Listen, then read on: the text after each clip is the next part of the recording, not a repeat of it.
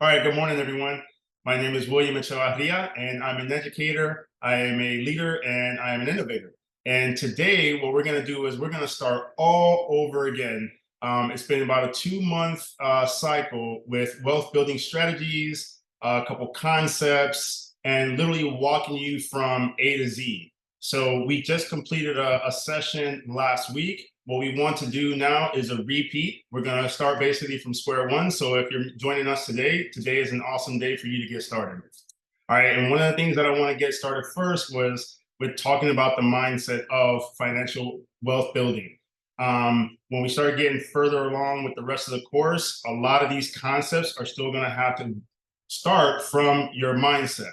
If your mindset's not right and you don't get the information that you need to, everything else from here is going to be very difficult and very hard to incorporate into your day-to-day. Right. So I would like to go ahead and share a couple of slides with you guys, and then towards the end I'll open it up to any questions in particular if you have it. Good morning, good morning. And then from there I'll put a link at the end of the slideshow if you would like to know a little bit more information, more on a one-on-one, if you would like to have more intimate conversations that you don't want to bring up, in public. I'll open it up for you guys to be able to do that as well. Okay. So let me go ahead and share the screen for you. Michael, am I allowed to share it already? Yes, you are. Awesome. That'll work.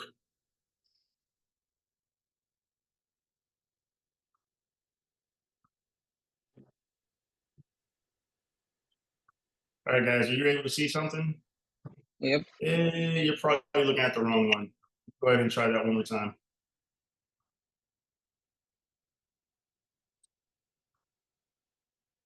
Is that a little bit better for you guys? You can see more of the screen? Yeah. Full screen. Perfect. Perfect. Okay. So, as we started, the first thing that I would like to share with you guys is the mindset of financial freedom.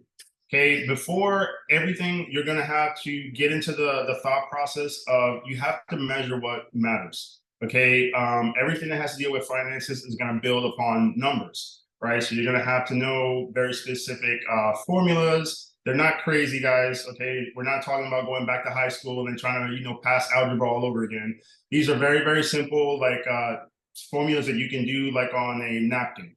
All right. But the idea is that you got to start getting into this mindset so that you can figure out, okay, where am I at and where am I going? And what steps do I need to take in order to achieve the goals that I want? Okay. A lot of the times people get caught up in the hype, especially in social media. You have any influencer that tells you, hey, you got to do this, you got to do that. And you're like, okay, well, that's all fine and dandy, but show me the numbers. Just like Jerry Maguire did in that movie, show me the money. So what I want to go ahead today is show you, for example, this quote means a lot to me. All right, so Jay-Z had this in one of his albums, and the song was Reminder. And one of the lyrics from that whole song is like, men lie, women lie, and numbers don't lie.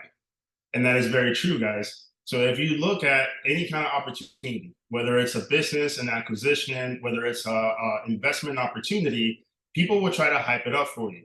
Oh, this is a great property, or this is a great investment, has huge amounts of turnover or clientele, or so on and so forth.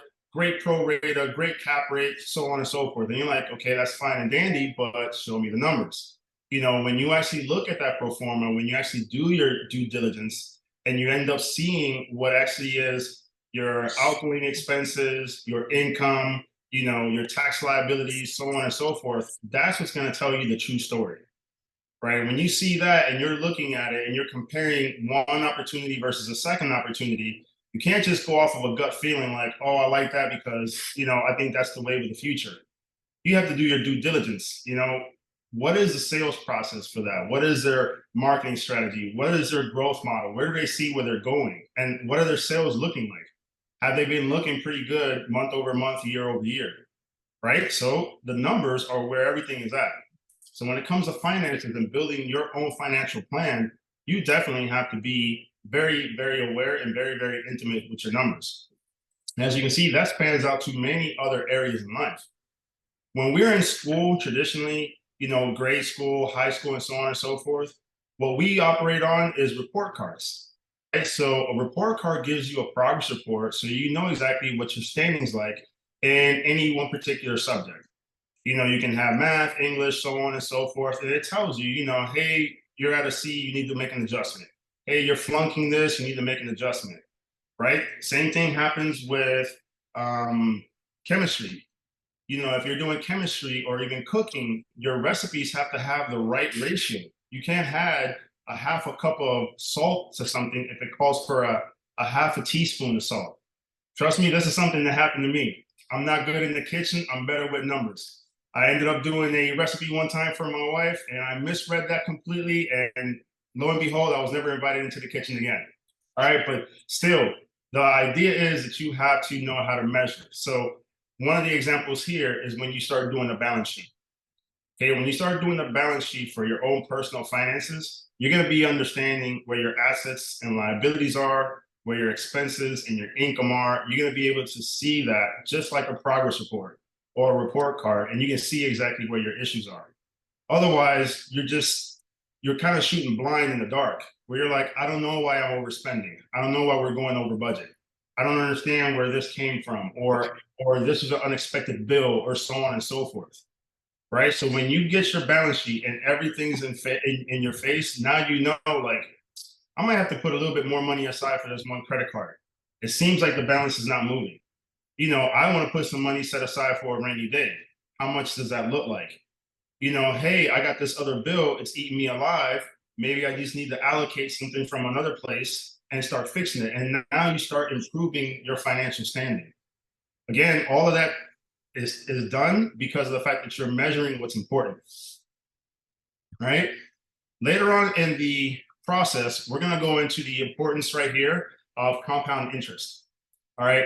This is a cornerstone of all investments, and especially in building wealth. Once you start understanding compound interest, you're going to get it.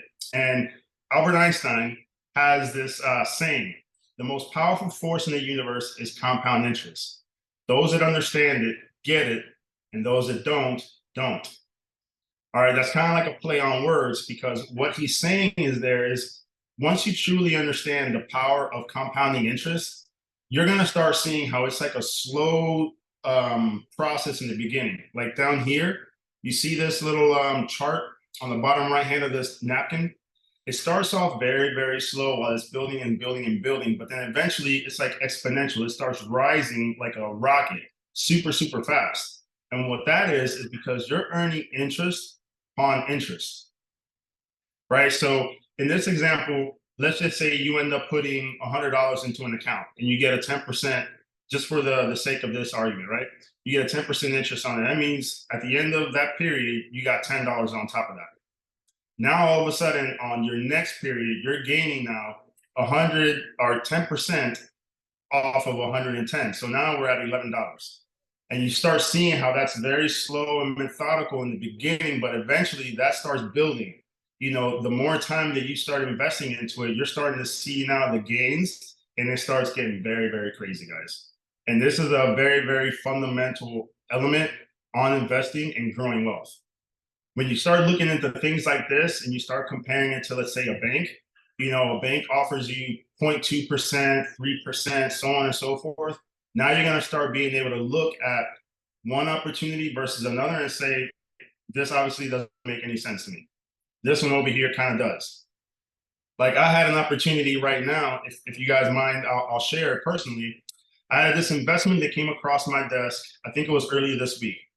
And the guy had gave me this chart, and I was looking at it, and something just didn't bode well with me. When I was looking at the chart, the numbers just didn't look right. When I started digging into it a little bit more, the guy was promising about 22 some odd percent gain on my initial investment. And that sounds good because that's a double-digit ROI. When I started digging into it a little bit more, it was on an 7-year term. So it was 22% cumulative in 7 years. When I started breaking that down, it started becoming like 3 point something percent interest per year. And now when I looked at that gain compared to what the consumer price index is, and we'll get into all that later, that's the rate of inflation. I was already behind the rate of inflation. If you guys look at what the inflation percentage is, it's kind of like 4.5%, something like that, and it's just now coming down. If it's at 4.5% and I'm only gaining 3%, three and some change, that's a negative arbitrage, guys. I'm losing money automatically. Just the moment that I put money into this investment opportunity, I'm already losing it. So why would I even do that? That right there, it doesn't even matter what the investment is. It could be a guy who can basically create gold in his basement. Makes no difference to me. I'm not earning the right amount of ROI, and that's because you got to measure what's important, and it's those numbers. Okay. So what we're gonna do in the next couple, well, I guess it'll be a couple months because we do it every Friday. I'm gonna go through these concepts right here. All of us are aware of the active income stream. Okay, this is where we're trading our time for money. Somebody essentially is paying us a wage, a salary, something of that nature. Okay, what I want to show you is also the passive income stream. Okay, where do you put your money at so you can earn while you sleep? Because right now, as us being active earners, we are literally the single point of failure, right? If we cannot work, there is no money that comes in. That's a scary situation for everybody to be in, right? But that's the traditional way of life. That's what we're used to. You know, you go to high school, you get a degree, you go to college, and so on and so forth, and eventually you become a career from that. But at the end of the day, it's just you. You know, maybe if you're in a dual income family where you have your spouse, significant other, then guys have a little bit more breathing room. But at the end of the day, it's still both active earners. If you guys wanted to take 2 months off to go travel the world, you can't do it unless you have like a really nice nest egg already there. If one of you ends up getting sick and can't work or injured or something like that, now you're in the world of hurt trying to make bills, come together, and all of a sudden your expenses are climbing. So as you can see, we have to figure out a better way to do this, right? And in the passive income, this is where you start building your wealth. And the sooner we can get into this, the sooner we can reap our rewards. Because the downfall to a lot of these investments, when you guys start looking into it and I start sharing with you, is it takes time. None of this stuff is a quick get rich overnight kind of thing, right? It's not like crypto where I just throw like $1,000 today and somehow tomorrow I got like 1,000x on my money. That's a gamble. And if gambling appeals to you, well then just go to the casino. The odds are probably better off in your favor than trying to do stuff like this. All right. Then we're going to go into a little bit more deeper conversations, the resource allocation, kind of like how to compare your options that are out there and really what's smart. Because what I want to do for you guys, I want to educate you guys so that you know how to take control of your own financial destiny. Okay, I don't want you to put your faith into an advisor or insurance guy or whatever the case may be, a banker, and then just be like, okay, here's $1,000 or whatever, make me some money, right? I want you guys to be very, very well equipped, have the knowledge that you need, ask the right questions to whoever you're working with. That way, when you put your money in, you're in control of it. You know exactly what you want to get out of it, and you're comfortable and you know exactly what's going on. That's what my goal is for you guys, okay? And that's my promise that I'm going to give you throughout the rest of the weeks. All right? And with that mindset, the way that I was telling you about, Brian Tracy, another hedge fund manager, he's very, very popular. You can look him up. But he has this quote, and I love this quote because, as you can see, what he says right here is not becoming a millionaire that's important. It's the person that you must become in order to become a millionaire. The first million is hard, but the second million is inevitable. What that means right there to me, how it speaks to me is, don't worry so much about the goal that you're trying to hit, the $10 million, the $100 million, is this, that, and the other. You got to focus more on what actions you have to take as an individual. What do you do to be able to get to that $10 million? Because that changes a lot. Okay, you have to figure out how you budget. You have to understand your emotions when you do lose money, where you want to put your money at. You have to yourself make a decision. Do I want to buy the fancy car, or do I want to set money aside and get delayed gratification for a better lifestyle? That's the kind of stuff that the mindset that you're going to have to switch. And that takes time, guys. A lot of us have different traumas. A lot of us have different backgrounds and beginnings, and we have a different relationship with money. you could have came from like very humble beginnings like myself, or you could have been privileged already. You have a different respect and a different belief of what money is. So wherever you're at, the mindset has to match where you're going. And like I said right here, the first million is hard because this is when you're reworking your wires. This is when you're reworking the way that you look at money. Where do you see opportunities? How do you understand where growth opportunities lie versus this doesn't feel right? Instead of lending to somebody because of whatever issue or actually being, an active investor somewhere. Once you start getting your own rhythm, your own rhyme or reason to how you do things, now you basically have a structure. Now you are in control and you know, okay, I did this and I was able to get my first $1 million, if that's your goal. Once you got that first $1 million and you figure out basically your actions, your emotions, and you control that, the second $1 million is easy because all you have to do is repeat it. Right? Then at that point, it becomes a doubles game. If you made $1 million this year, you don't think you know exactly what you have to do to double it next year? Twice the effort, right? Or twice the leverage. If you can hit $2 million next year, what do you think you have to do to double it? Again, twice the effort or double the leverage. And as you can see, that's why the second, third, and so on and so forth is going to be inevitable. You guys have already figured it out. It's that whole old adage of you give a man a fish, you feed him for a day, or you teach a man to fish, you feed him for a lifetime. That's what the goal is here, guys. School systems, they kind of like led us astray on that, where they don't teach us basically how to manage our money or how to grow wealth. The best that I can remember when I went to school, and I graduated class of 2000, was I went through some math class, and I think they showed me how to balance a checkbook and write a check. That was the best that we ever did. I actually took an accounting class, and the accounting class also tells you only about like credits and debits. So it tells you, okay, this is a plus, this is a minus. That's it. You're going right back to balancing another checkbook or balancing something. But nobody ever talks about positive arbitrage, ROI, time value of money, the velocity of money. They don't teach you these things to actually make you wealthy. So this is what I want to teach you guys. Okay, once you start getting this information in your head, you're gonna start seeing how simple it is and how crazy that you're like, how come people didn't explain this to us sooner? How come now I'm just learning this now? For me, I'm excited about it and I'm teaching my kids about this right now. I have a 20-year-old and I have a 16 who his birthday is next week, 17-year-old, and he's already having these conversations. He can already look at balance sheets and know exactly where the problem's at. He can already compare two different types of opportunities and know where he wants to park his money at. I didn't have that concept, I kid you not, until I was like in my mid 30s, late 30s. And the fact that he's picking that up already at 16 or 17, I am super happy about that because he puts his money to work at an early age like that. By the time he's my age right now, he's living the dream. He's basically financially free.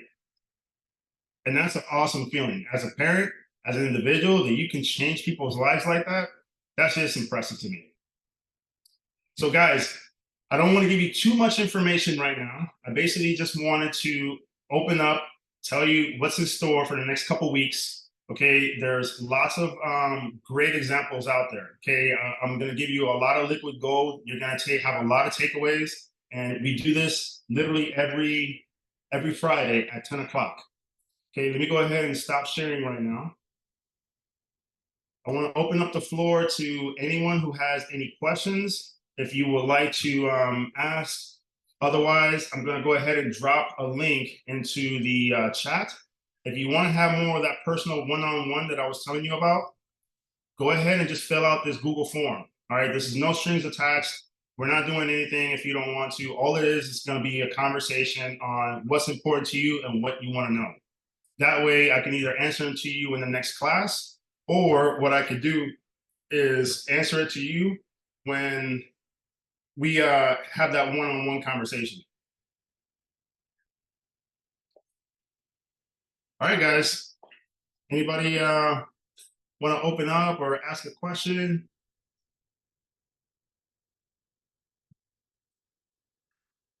All right, guys. Otherwise, Where are you getting 2020 from? And she was like, something? oh, from here. And she's No, I was gonna say thank you. Oh, awesome, guys. No worries. So definitely have a great weekend. Enjoy. This is a long weekend for you guys. So have fun with friends and family, and then come back next week and share whatever good things you guys got. All right, guys. Be safe.